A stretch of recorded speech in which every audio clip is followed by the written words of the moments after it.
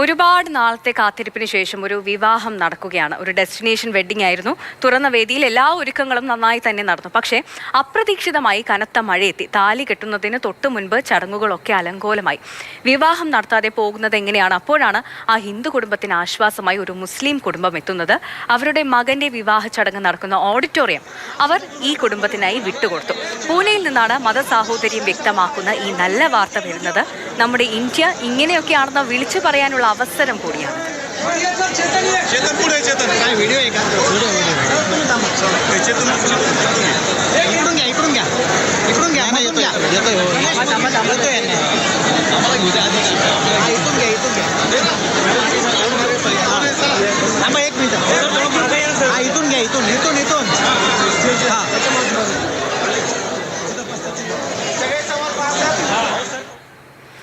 അനുശ്രീ വത്സൻ നമുക്കൊപ്പം ചേരുന്നുണ്ട്. അനു, കഴിഞ്ഞ ദിവസമാണ് തത്സമയം റിപ്പോർട്ടറിൽ തന്നെ നമ്മളൊരു വാർത്ത കൊടുത്തിരുന്നു. ഭാഷയുടെ പേരിൽ കർണാടകയിലുണ്ടായ ഒരു അടി. അത് ബാങ്ക് ജീവനക്കാരി ഇന്ത്യയാണ്, ഹിന്ദിയിലെ സംസാരിക്കുമെന്ന് പറയുന്നു.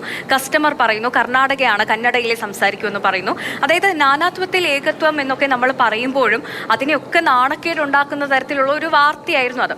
അതിനിടയിലാണ് നമ്മുടെ ഇന്ത്യ അങ്ങനെയൊന്നുമല്ല, മതസൗഹാർദ്ദമുണ്ട്, നമ്മൾ ഇങ്ങനെയാണ് എന്ന് വിളിച്ചോതുന്ന ഒരു വാർത്ത നമുക്ക് പ്രേക്ഷകരുടെ മുന്നിലേക്ക് കാണിക്കാൻ കഴിയുന്നത് അല്ലേ? തീർച്ചയായും സന്ധ്യ, ഇതെന്തായാലും മഹാരാഷ്ട്രയിലാണ് ഇങ്ങനൊരു സംഭവം ഉണ്ടായിരിക്കുന്നത് തന്നെ വേണമെങ്കിൽ എടുത്തു പറയാം. കാരണം മഹാരാഷ്ട്ര ഇത്തരം വാർത്തകൾക്കൊക്കെ നമ്മളെപ്പോഴും ഉത്തരേന്ത്യയെ ചൂണ്ടിക്കാണിക്കാറുണ്ട്. ആ ഒരു സംഭവം വെച്ച് നോക്കുകയാണെങ്കിൽ ഈ സംഭവം ഉണ്ടായിരിക്കുന്നത് പൂനെയിലാണ്, മഹാരാഷ്ട്രയിൽ. അവിടെ സംസ്കൃതിയുടെയും നരേന്ദ്രയുടെയും വിവാഹം അവർ ഏറെ പ്രതീക്ഷയോടുകൂടി നടത്താൻ ഉദ്ദേശിക്കുകയായിരുന്നു. ഒരു ഡെസ്റ്റിനേഷൻ വെഡ്ഡിംഗ് ആണ് അവർ ഉദ്ദേശിച്ചിരുന്നത്. അതിനുവേണ്ടി തുറസായ സ്ഥലവും അതുപോലെ തന്നെ വേദികളൊക്കെ അലങ്കരിച്ച് സെറ്റായി അവർ വിവാഹത്തിന് വേണ്ടി ഒരുങ്ങിയിരിക്കുകയായിരുന്നു. പക്ഷെ പെട്ടെന്ന് അപ്രതീക്ഷിതമായ ഒരു മഴ വരുന്നു. കുറേ സമയം അവർ മഴ മാറി നിൽക്കാൻ വേണ്ടി വെയിറ്റ് ചെയ്യുന്നു. അങ്ങനെ അതിഥികളടക്കം ഒരു ബുദ്ധിമുട്ടിലാവുന്ന സാഹചര്യം വന്നപ്പോൾ ഇവർ തൊട്ടടുത്ത് നിന്ന് വേറെ ഏതെങ്കിലും ഒരു ഓഡിറ്റോറിയം കിട്ടുമോ എന്ന് അന്വേഷിക്കുകയായിരുന്നു. അങ്ങനെയാണ് അവർ അന്വേഷിച്ച് വന്നപ്പോൾ അവിടെ ഒരു മുസ്ലിം വിവാഹം നടക്കുന്നുണ്ട് അടുത്തുള്ള ഒരു ഓഡിറ്റോറിയത്തിൽ. അപ്പോൾ അവരോട് അനുവാദം ചോദിക്കുന്നു. ഉടൻ തന്നെ അവർ ക്ഷണിക്കുകയാണ് ഉണ്ടായത്. പ്രത്യേകിച്ച് മഹാരാഷ്ട്രയിലാണ്, അതുപോലെ തന്നെ പൂനെയിലാണ് സംഭവം.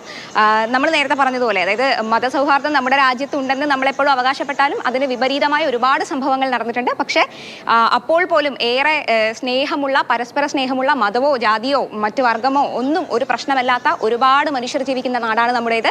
അത് വീണ്ടും തെളിയിക്കുകയാണ് ഈ സംഭവം. അങ്ങനെ ഈ മുസ്ലിം കുടുംബം അവരെ സ്നേഹത്തോടു കൂടി സ്വീകരിക്കുകയാണ്.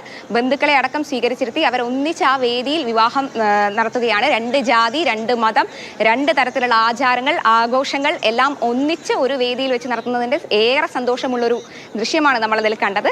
എത്രയൊക്കെ പറഞ്ഞു കഴിഞ്ഞാലും മനുഷ്യർക്കുള്ളിൽ നന്മ മരിക്കുന്നില്ല, അല്ലെങ്കിൽ അതൊരിക്കലും മരിക്കാൻ നമ്മൾ അനുവദിക്കുകയില്ല എന്ന് പറഞ്ഞുകൊണ്ട് അത് ആവർത്തിക്കുകയാണ് ഇത്തരം സംഭവങ്ങൾ.